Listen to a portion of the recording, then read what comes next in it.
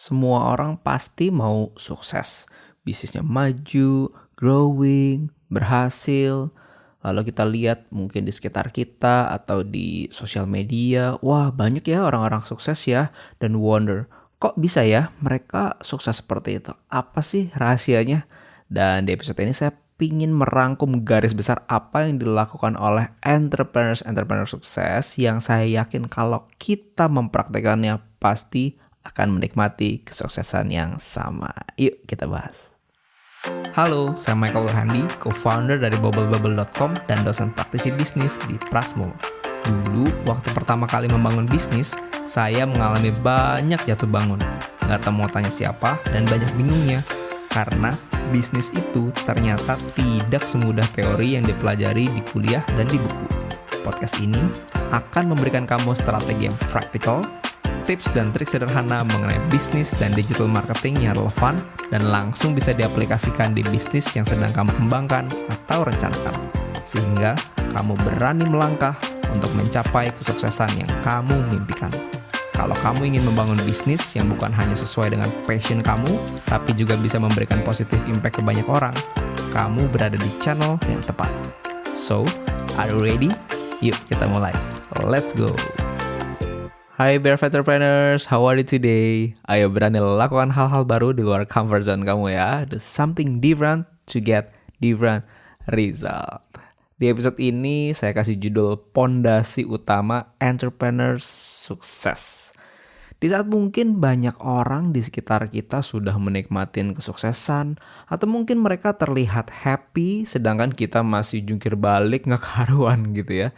Apalagi waktu kita merintis bisnis itu kan ya perlu banyak proses. Atau mungkin kita ngerasa tujuan hidup kita belum jelas arahnya mau kemana. Sangat natural buat kita tuh untuk memiliki discontentment gitu ya, atau ketidakpuasan di dalam kehidupan kita. Karena kita kan otomatis membandingkan ya kehidupan kita dengan orang lain. Lah hidup gue masih modelnya begini. Terus kita ngelihat orang di sekitar kita, mungkin teman kita, atau kita lihat orang yang kita follow. Wah kok hidupnya sukses ya, hidupnya happy ya. Waktu kita compare dengan hidup kita, and kita mungkin mikir, oh my life is suck gitu ya. Dan tahu nggak, apalagi di era sosial media seperti ini kan ada tendensi untuk orang-orang itu pengen show off ya mengenai hal-hal yang bagus, misalnya lagi makan di mana, makan apa yang mahal misalnya ya, atau lagi jalan-jalan ke tempat yang instagramable, terus dia punya kesuksesan tertentu dan dikasih lihat dan seterusnya. Jadi itu kan yang membuat membuat kayaknya tuh ketimpangannya makin besar ya. Kayak ngeliat, ya ampun ya mereka ini kok happy banget ya, kok seneng banget ya, kok sukses banget ya. Kamu ngerasain gak hal itu? Karena waktu melihat sosial media, kalau buat saya ya, rasa-rasanya nih belakangan ini kok berakhirnya tuh gak tambah happy, tapi kok tambah sirik ya. Bener gak? Kok dia bisa begini ya? Kok dia begitu ya? Ya siapapun lah, apakah influencers tertentu yang kita follow atau mungkin teman-teman kita kah? Ya itu adalah hal yang menurut saya wajar dan tendensinya kan orang tuh gitu. Makanya kan kenapa sekarang nih kalau misalnya mau makan, misalnya ya lagi di resto, foto dulu. Fotonya mesti yang bagus gitu ya. Makanannya rasanya kayak gimana nggak enak-enak banget, yang penting fotonya kelihatan enak gitu kan, dan kita post. Nah misalnya begitu, itu kan tendensi zaman sekarang seperti itu. Nah yang menjadi masalah adalah, by the way ya, tendensi ini ya terjadi ya sudahlah, terjadilah ya. Kalau kamu juga lakukan itu ya it's up to you. But yang kita perlu sadari teman-teman adalah itu kan half truth dari keadaan orang yang sesungguhnya, ya nggak sih? Karena mana mungkin sih orang itu hidupnya happy semua. Ada nggak sih yang bagian sedihnya, susahnya, stresnya? Pasti ada dong ya. Tapi apakah itu di-share? Kan enggak ya.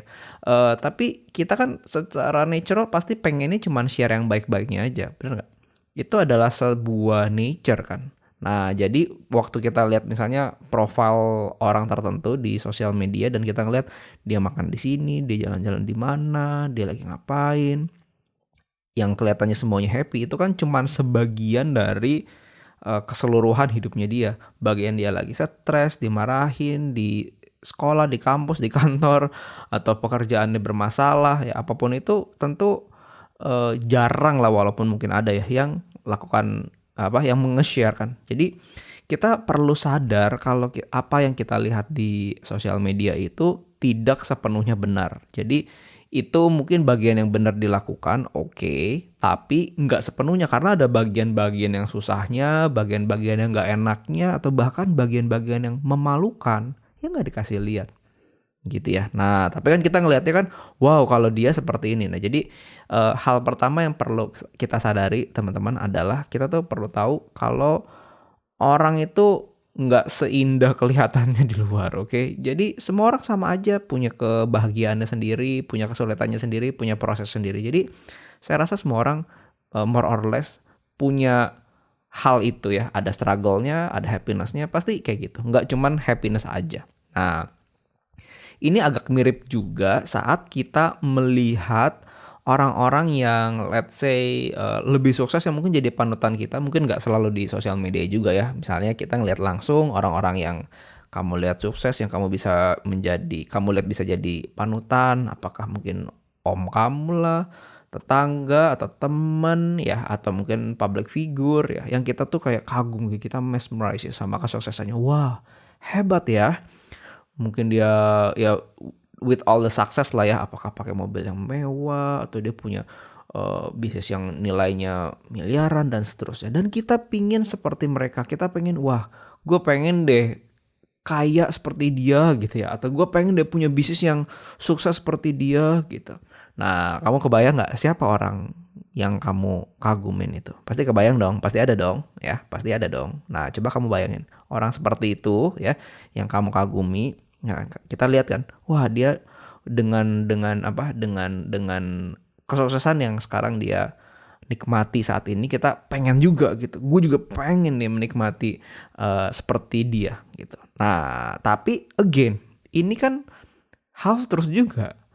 Bukannya ternyata dia miskin, bukan. Maksudnya half truthnya adalah gini. Sebenarnya kan yang kita lihat itu adalah buah dari sesuatu yang orang-orang sukses ini kerjakan yang kita nggak lihat kan gitu. Kita lihatnya adalah hasilnya gitu. Kita nggak tahu atau kita belum tentu tahu nih sebenarnya prosesnya tuh seperti apa, gimana perjuangan di balik kesuksesan itu. Dan hal inilah yang saya pengen share sama kamu dalam episode ini. Gimana tuh kita bisa melihat behind the scene gitu ya. Kenapa orang-orang itu bisa sukses? Dan ada 3 poin aja yang saya ingin coba share, rangkuman dari mungkin berbagai insight yang saya lihat, yang saya temui, mungkin saya ngobrol juga langsung. Saya pengen share 3 hal dalam episode ini. Gimana sih orang-orang sukses itu bisa sampai di titik itu tuh, gimana behind the scene-nya ya, yang kita lihat sekarang suksesnya itu kan hasilnya, tapi gimana prosesnya ya. Jadi ada 3 poin yang saya rasa pasti akan bermanfaat buat kamu. Yang pertama adalah mau bayar harga. Tidak ada kesuksesan tanpa kerja keras. Jangan bilang kita cuman bilangnya tuh gini, saya pengen ini, saya pengen itu, ingin ini, ingin itu, banyak sekali. Seperti lagu Doraemon itu ya. Tapi kita nggak punya Doraemon masalahnya ya, yang ada kantong ajaibnya. Tapi kita harus ada usahanya kan gitu.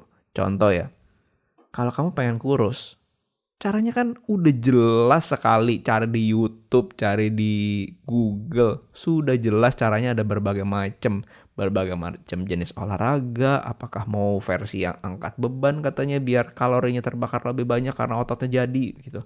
Apakah olahraga yang HIIT ataukah kardio misalnya gitu. Kemudian dari dietnya coba diatur, mau macam-macam kan, ada yang intermittent fasting, ada yang ya macam-macam lah, berbagai jenis diet paleo lah dan seterusnya. Is there? Pertanyaannya kan gini, kurusnya kepengen, usaha untuk jadi kurusnya, not so much kan gitu. Bener gak sih? Ya, it's only natural kan for us untuk punya mimpi, punya kepengenan, tapi nggak mau bayar harganya. Masalahnya tidak ada cerita kita bisa mendapatkan hasil tanpa bayar harganya. Itu adalah sebuah apa ya? Itu adalah sebuah kunci dan anak kunci saya bisa bilang gitu. Jadi sesuatu yang connect gitu ya. Kalau mau dapat hasilnya perlu ada pengorbanannya gitu. Kalau tidak ada pengorbanannya ya nggak akan terjadi. Kalau kamu bekerja mau sukses dalam karir kamu, bayar harganya. Kerja yang benar, sungguh-sungguh, rajin, setia, kerja dengan integritas kan gitu. Sama juga kalau kamu mau berbisnis nih. Kalau mau bisnisnya sukses, tandanya harus kerja keras dan kerja cerdas kan gitu. Banyak belajar, berani ambil resiko, bukan cuma mimpi-mimpi aja.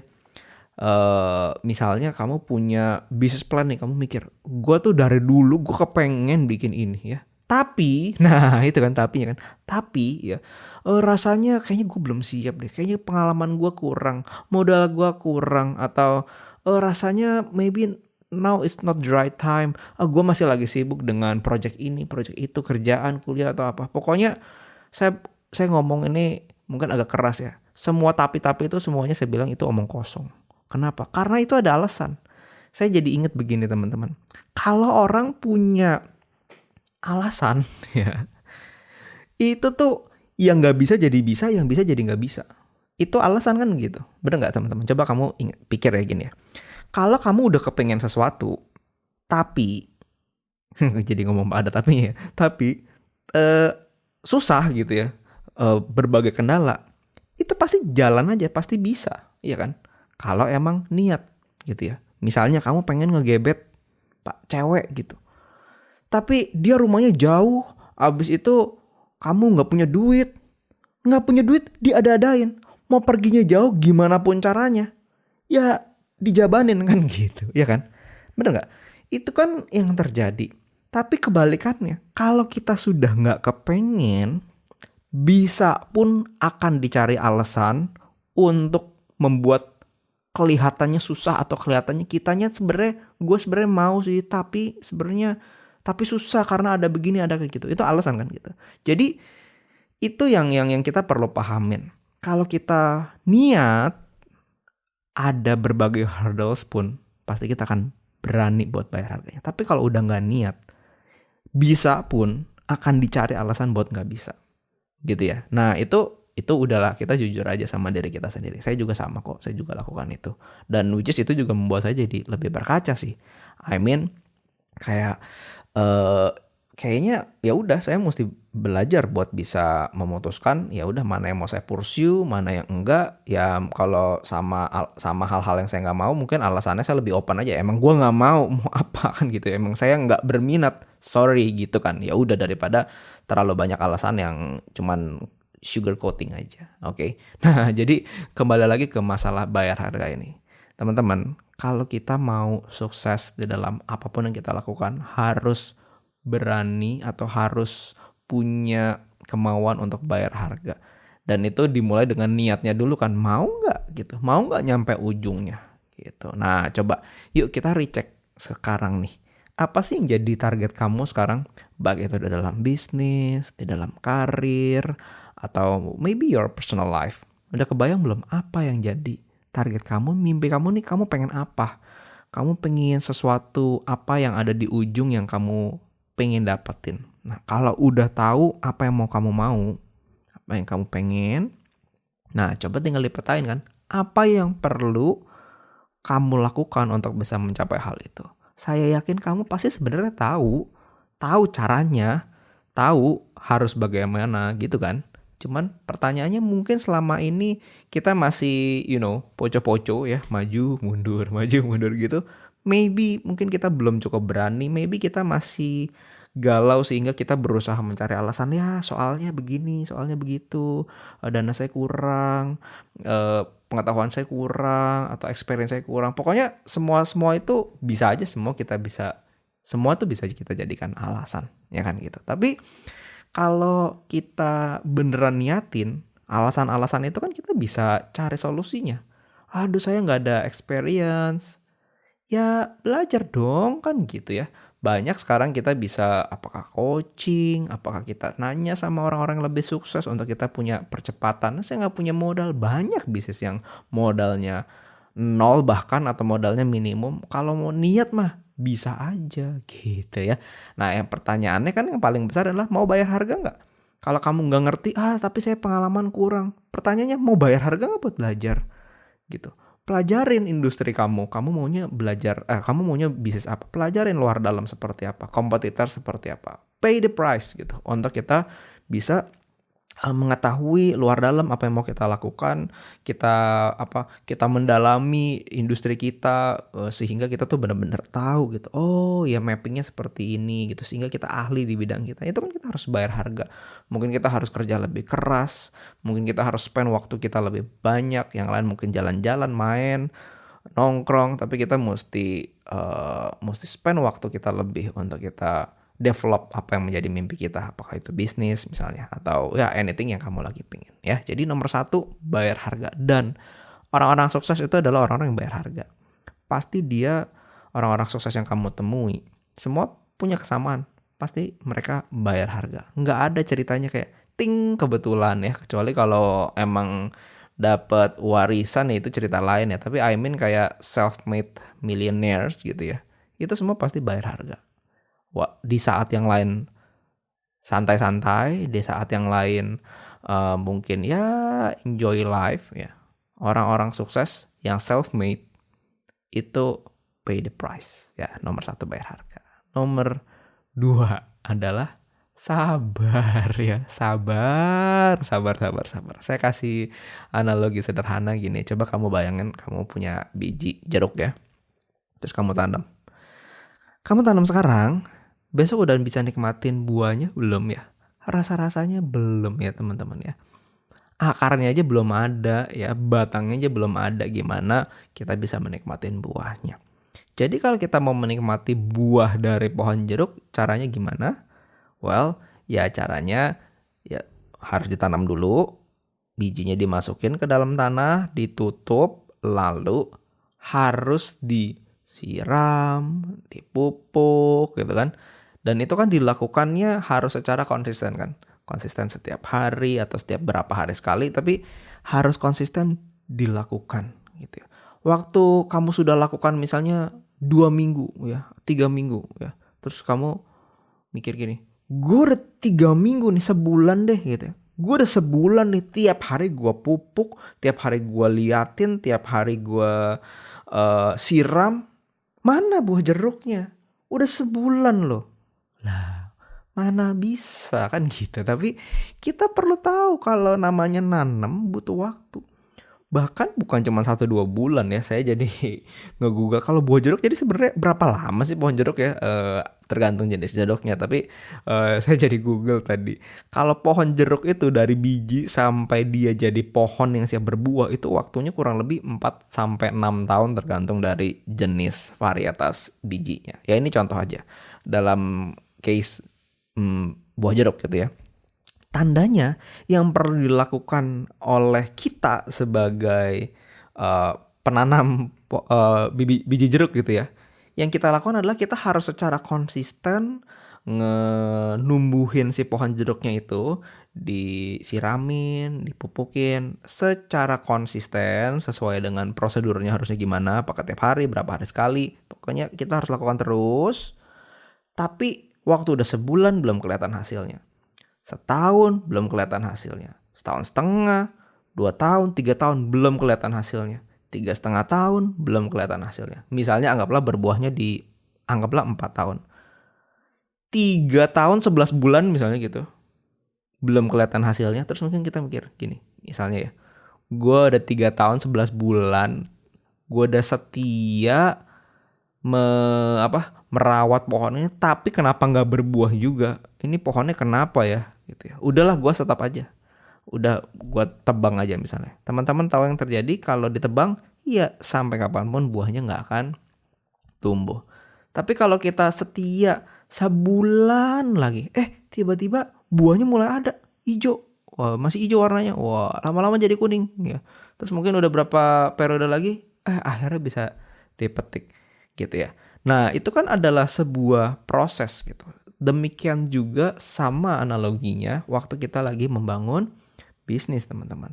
Kita membangun bisnis mungkin sekarang kita masih bersusah-susah, kita masih jungkir balik, belum mendapatkan hasil, boro-boro narik gaji ya. Yang ada gue tekor terus, misalnya kamu gitu, merasakan seperti itu. I've been there by the way, saya juga melakukan itu gitu. Kayak yang ada tekor terus gitu ya. Dari tabungan justru ngocor terus. Karena operasionalnya untuk awal lebih besar daripada income-nya gitu. Apalagi baru-baru mulai gitu ya. Nah, itu kan yang terjadi. Tapi waktu kita setia membangun bisnis kita setia dipupukin terus gitu. Akhirnya pasti akan ada di satu titik saat kita do the right thing with all the process ya. Untuk kita bisa menikmati buahnya. Tapi memang butuh waktu. Jadi poin kedua adalah sabar. Kita perlu sabar menunggu prosesnya. Jadi waktu kita lagi bersusah payah dan gak menikmati hasilnya, belum tentu karena yang kita lakukan itu salah. Bisa jadi salah juga, perlu dicek ya. Bener gak caranya? Tapi kalau kita tahu yang kita lakukan ini bener, maybe kita perlu sedikit kesabaran untuk kita bisa menunggu sedikit lagi sampai benar-benar kita bisa menghasilkan, bisa menerima atau bisa menikmati buahnya. Apalagi kalau belum lama baru merintis. Ya tandanya kesabaran kamu mesti lebih panjang dong ya. Sampai nanti bisa menghasilkan. Karena semua butuh proses. Nggak ada yang instan gitu ya. Nggak ada yang instan. Butuh proses. Jadi nikmatin prosesnya, which is itu adalah poin yang ketiga ya. Poin ketiga adalah bersyukur dan enjoy the journey. Teman-teman, kalau kita kerjanya ngeluh terus, pasti hasilnya nggak akan maksimal. Gimana kalau kita ubah point of view kita belajar buat bersyukur dan kita nikmatin prosesnya. Justru di dalam proses itu tuh banyak loh keseruan-keseruan yang terjadi. Jangan berpikirnya begini, saya tuh baru akan happy atau akan bahagia kalau nanti saya udah sampai target, kalau sampai ujung gitu ya. Sedangkan begini, target itu kan butuh waktu ya, maksud saya untuk mencapai target itu kan butuh waktu. Dan kalau gitu apakah artinya sepanjang kita merintis usaha itu bakal merana, berharap happy-nya nanti setelah nyampe ujung aja? Kan sedih banget ya gak sih?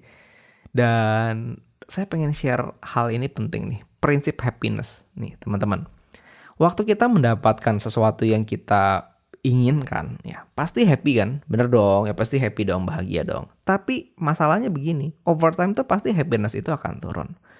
Jadi kalau kita ngerti prinsip ini, happiness yang akan kita targetkan kita bisa nikmatin itu tuh nggak akan bertahan lama, pasti akan turun ya. Saya kasih contoh nih biar kebayang maksudnya. Misalnya kamu beli handphone, mahal handphonenya ya, mau merek apapun lah, saya nggak sebut merek ya. Misalnya untuk mendapatkan handphone yang kamu idam-idamkan itu kamu nabung berbulan-bulan, mungkin kamu sisihkan dari pendapatan kamu atau dari uang jajan kamu tuh udah setengah mati deh pokoknya, karena kamu tahu ini handphone yang kepengen banget gitu. Jadi kamu rasanya tuh kayak menderita banget waktu handphone itu belum ada, sedangkan handphone kamu jebot banget gitu. Dan kamu susah setengah mati gitu ya untuk kamu bisa nabung misalnya gitu. Terus sampai akhirnya di satu titik kebeli, kamu pakai tabungan kamu buat beli handphone yang kamu idamkan itu ya. Rasanya happy nggak? Pasti happy banget ya nggak? Ya dong ya, seneng banget ya, disayang-sayang, wah tiap hari dilapin gitu ya, kalau ditaruh pelan-pelan gitu ya. Terus mungkin mau pakai handphone cuci tangan dulu misalnya gitu, dicariin casing yang bagus. Oke. Misalnya itu yang terjadi. Tapi setelah beberapa periode, setelah beberapa bulan atau bahkan udah beberapa tahun, pertanyaannya gini, jujur deh, masih sama gak cara ngerawatnya? Kalau handphone yang dulu kamu idam-idamkan itu dan akhirnya kesampaian dapet, kalau udah beberapa tahun dipakai, masih sama gak cara merawatnya? Mungkin udah berbeda. Mungkin megangnya udah dilempar-lempar aja gitu ya. Mau taruh di ranjang, kalau dulu ditaruh pelan-pelan, kalau sekarang kayak lempar ya shoo gitu kan. Naruh ceplak, taruh nyampe di ranjang, untung nggak jatuh. Kalau jatuh ya udah tinggal diambil, kan ada casingnya anyway misalnya gitu. Dan misalnya udah ada retak-retak dikit di ujung atau casingnya misalnya, atau dari pelapis depannya, layarnya gitu ya. Ya misalnya begitu. Jadi tendensinya gitu kan ya. Paling happy banget itu 1 minggu pertama setelah beli handphone ya. Happy aja 1-2 bulan. Setelah itu mungkin kita ya B aja. Itu natural banget, saya kasih tahu, itu natural banget. Kalau kamu merasakan itu atau kalau kamu melakukan itu, don't feel bad ya. You have to feel bad sih sebenarnya, tapi maksud saya adalah ini adalah sesuatu yang natural sebagai manusia tuh ya, itu natural ya. Atau kamu beli motor, wah pertama kali beli, wah karena ini mahal, apalagi motor pertama, wah habis pergi dicuci, habis pergi lagi cuci lagi, tiap hari dilapin nyampe kinclong ya. Sampai ada lalat mau nemplok di situ aja juga kepleset. Waduh, tapi setelah beberapa tahun, wah udah baret di sana sini juga mungkin udah nggak pusing, terakhir cuci kapan juga udah nggak inget misalnya gitu ya. Jadi itu adalah prinsip kan gitu. Waktu udah mencapai sesuatu yang diidam-idamkan, happy banget. But over time, happiness itu pasti akan luntur. Dan ini akan berlaku di semua aspek dalam kehidupan kita. Jadi kita perlu rubah teman-teman, gimana kita punya prinsip happiness. Jangan kita punya prinsip happiness tuh cuman di ujung aja. Dan in fact kalau kamu tanya sama orang-orang sukses yang kamu lihat, yang kamu tahu gitu ya.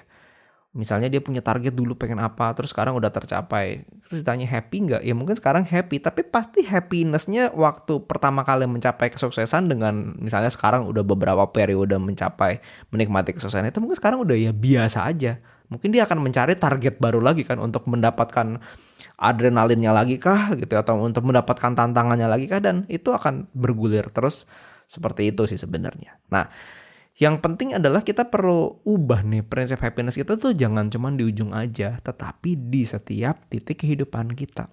Bahkan waktu kita belum mendapatkan sesuatu yang kita mimpikan, kita harus sudah memutuskan untuk bahagia. Kalau enggak, percayalah, hidup kita pasti akan banyak sedihnya. Karena in fact, selama kita hidup nih pasti akan lebih banyak masalah dan prosesnya dibandingkan dengan pencapaiannya. Tapi apakah itu berarti kita hidup itu jadi lebih banyak sedihnya daripada bahagianya? Kan nggak begitu juga. Kalau kita belajar buat bersyukur di dalam setiap aspek kehidupan kita dan menikmati prosesnya, pasti akan berbeda. By the way, ini cuman contoh aja ya. Ini contoh aja yang random ya. Kalau kamu pacaran ya, kamu inget ya. Waktu lagi single dan pengen ngegebet orang lawan jenis kamu yang kamu taksir gitu ya, pasti itu kan prosesnya tuh kan deg-degan lah gitu ya, proses PDKT-nya ser gitu kan ya. Justru itu yang seru kan, itu bagian yang in fact itu seru loh. Dan hal itu akan udah lewat kan waktu misalnya udah pacaran pertama ya, itu sama kan happiness kan gitu. Pacaran pertama ya, baru pertama kali hari pertama, waduh ya itu keringet dingin lah mungkin, atau deg-deg ser kan gitu ya. Tapi udah pacaran beberapa bulan, berapa tahun ya mungkin ya begitu-begitu aja. Kan begitu kan. Yang serunya adalah justru waktu lagi pendekatan nih kan. Nah itu juga sama dalam kita mencapai target kita, mencapai mimpi kita. Justru proses itu tuh sesuatu yang seru, yang perlu kita nikmatin, yang perlu kita syukurin. Nah kalau itu kita lakukan, maka saya yakin ya perjalanan kita tuh pasti akan apa ya, saya nggak bilang smooth sih, tapi akan apa ya, akan happy, akan menyenangkan gitu, karena kita bisa melihat dari point of view yang baru. Oke, there you go. So, pondasi utama entrepreneur sukses ada 3 poin ya. Yang pertama, pay the price, bayar harganya. Tidak ada kesuksesan tanpa kerja keras, dan kita harus willing ya, kita harus mau bayar harganya. Saya yakin mimpi-mimpi yang kamu pengen itu kamu tahu pasti kan harga apa yang harus kamu bayar, yang kamu harus lakukan, yang mungkin kelihatannya sebenarnya nggak enak, susah, nggak yakin gitu kan. Tapi kalau mau itu terjadi harus mau bayar harga. Ayo, komitmen buat bayar harganya, pasti kamu bisa akan mencapai dan menikmati mimpi yang kamu udah lama kamu idamkan kalau kamu bayar harganya. Yang kedua, sabar. butuh waktu ya. Butuh waktu untuk kita bisa mencapai mimpi kita. Jadi harus belajar untuk persisten, menunggu sampai kita bisa nyampe di titik kesuksesan yang kita pengen itu. Dan selama menunggu itu kita perlu, poin ketiga nih, bersyukur dan enjoy the journey. Kalau kita bisa lakukan 3 hal ini, teman-teman, percayalah ini akan menjadi pondasi awal untuk kita bisa membangun masa depan kita dengan baik. Terima kasih teman-teman sudah mendengarkan. Semoga podcast hari ini bermanfaat ya. Kalau tidak keberatan, support podcast ini dengan memberikan rating bintang 5 dan berikan komen hal penting apa atau hal apa yang kamu dapatkan dari episode ini. Hal ini akan membantu podcast ini untuk bisa menjangkau teman-teman lain yang membutuhkan. Please share episode ini ke teman-teman lain yang kamu tahu sedang berjuang juga dan kamu tahu nih dia nih perlu ngerti nih pondasi utama entrepreneurs tuh seperti apa. Please share ya. Yuk berani melangkah untuk bisa mencapai kesuksesan yang kamu mimpikan. Sampai ketemu di episode selanjutnya ya. For now, take care.